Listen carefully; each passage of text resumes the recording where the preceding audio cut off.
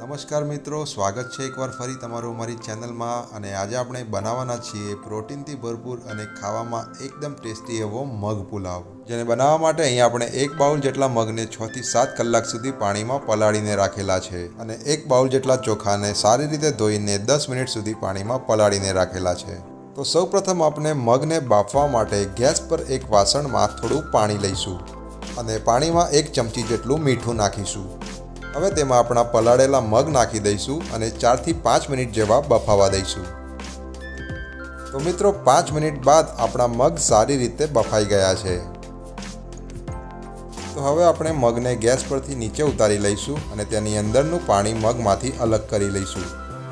હવે આપણે ચોખાને બાફીને તેનો ભાત બનાવવા માટે ગેસ પર એક વાસણમાં પાણી લઈશું. પાણીમાં આપણે અડધી ચમચી જેટલું મીઠું નાખીશું અને 2 ચમચી જેટલું ઘી નાખીશું અને પાણીને ગરમ થવા દઈશું. તો મિત્રો અહીંયા આપણું પાણી ગરમ થઈ ગયું છે. તો એની અંદર આપણે જે આપણા પલાળેલા ચોખા હતા એ નાખી દઈશું અને ચોખાને એકવાર પાણીમાં સારી રીતે મિક્સ કરીને 10 થી 15 મિનિટ સુધી પાણીમાં આમ જ ખુલ્લા રાખીને બફાવા દઈશું. તો મિત્રો 15 મિનિટ સુધી બાફી લીધા બાદ આપણા ભાત તૈયાર થઈ ગયા છે. તો ભાતને આપણે ગેસ પરથી નીચે ઉતારી લઈશું અને ભાતમાંથી પણ આ રીતે આપણે પાણીને અલગ કરી લઈશું. હવે આપણા ભાત એકદમ છૂટા છૂટા રહે અને તૂટે નહીં એના માટે એના પર થોડું થોડું કરીને ઠંડુ પાણી રેડી દઈશું. હવે આપણે એક મિક્સર જારમાં 7 થી 8 ફોલેલા લસણની કળીઓ લઈશું. ત્યારબાદ 2 થી 3 સમારેલા આદુના ટુકડા લઈશું. 2 થી 3 સમારેલા લીલા મરચાં લઈશું. 1 થી 2 ચમચી જેટલો કાશ્મીરી લાલ મરચાં પાવડર લઈશું. ત્યારબાદ સ્વાદ પ્રમાણે મીઠું અને થોડું પાણી ઉમેરીને મિક્સરમાં આ બધી જ સામગ્રીની ચટણી તૈયાર કરી લઈશું. તો મિત્રો મિક્સર જારમાં આપણે આપણી ચટણી પણ તૈયાર કરી લીધી છે. તો મિત્રો હવે આપણે ગેસ પર એક કઢાઈમાં 6 થી 7 ચમચી જેટલું તેલ લઈશું અને એને ગરમ થવા દઈશું. આપણું તેલ ગરમ થઈ ગયું છે. તો સૌપ્રથમ આપણે એની અંદર 1 ચમચી જેટલું જીરું નાખીશું. જીરું તેલમાં સારી રીતે તતડી જાય એટલે એમાં 1 વાડકી જેટલી ઝીણી સમારેલી કોબીજ નાખીશું. ત્યારબાદ તેમાં 1 વાડકી જેટલી ઝીણી સમારેલી ડુંગળી નાખીશું અને 1 મિનિટ સુધી કોબીજ સાથે ધીમીથી મીડિયમ ફ્લેમ પર સાંતળી લઈશું. 1 મિનિટ સુધી સાંતળી લીધા બાદ હવે આપણે એમાં 1 મીડિયમ સાઇઝનું સમારેલું કેપ્સિકમ નાખીશું અને કેપ્સિકમને પણ ડુંગળી અને કોબીજ જોડે 1 મિનિટ સુધી ધીમીથી મીડિયમ ફ્લેમ પર સાંતળી લઈશું. કેપ્સિકમને પણ 1 મિનિટ સુધી સાંતળી લીધા બાદ હવે આપણે તેમાં 2 મીડિયમ સાઇઝના સમારેલા ટામેટાં નાખીશું અને ટામેટાને પણ અન્ય શાકભાજી સાથે 1 મિનિટ સુધી સાંતળી લઈશું.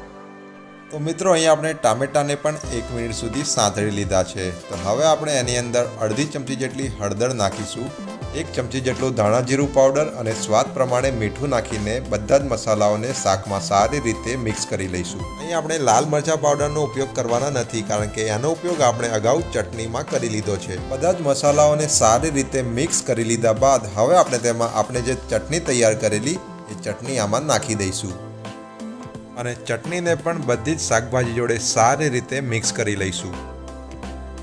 તો મિત્રો ચટણીને સારી રીતે મિક્સ કરી લીધા બાદ હવે આપણે એમાં થોડુંક પાણી ઉમેરીશું અને પાણી ઉમેરવા માટે આપણે જે મિક્સર જારમાં ચટણી બનાવેલી એમાં જ પાણી લઈ લઈશું અને સારી રીતે હલાવીને ચોટેલો બધો જ મસાલો એમાં રેડી દઈશું.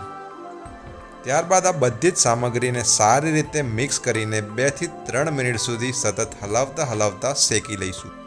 બધી જ સામગ્રીને 3 મિનિટ સુધી સાંતળી લીધા બાદ હવે આપણે તેમાં 3 ચમચી જેટલો પાવભાજી મસાલો નાખીશું અને સારી રીતે મિક્સ કરી લઈશું. અને જ્યારે આપણો પાવભાજી મસાલો બધી જ સામગ્રીમાં મિક્સ થઈ જાય એટલે એમાં આપણા તૈયાર કરેલા ભાત નાખી દઈશું અને ત્યારબાદ આપણા બાફીને તૈયાર કરેલા મગ પણ નાખી દઈશું. હવે ભાત, મગ અને શાકભાજીને આપણે એકદમ હલકા હાથે મિક્સ કરવાના છે. એના માટે તમે આ રીતના 2 કણચા કે તવેતાનો ઉપયોગ કરી શકો છો. મિક્સ કરતી વખતે ભાત આપણા તૂટી ના જાય એનું ખાસ ધ્યાન રાખવાનું છે. તો મિત્રો આપણે ભાત, મગ અને શાકભાજીને સારી રીતે એકદમ હલકા હાથે મિક્સ કરી લીધા છે અને તમે જોઈ શકો છો આપણા મગ પુલાવ પણ તૈયાર થઈ ગયા છે. એને આપણે ગેસ પરથી નીચે ઉતારી લઈશું. મિત્રો આ મગ પુલાવ આણંદમાં ખૂબ જ ફેમસ છે અને લારીઓ પર એને ખાવા માટે લોકોની ભીડ જામતી હોય છે. તો તમે પણ ઘરે આ રીતે મગ પુલાવ જરૂર બનાવો અને તમે દહીં કે સલાડ સાથે સર્વ કરી શકો છો.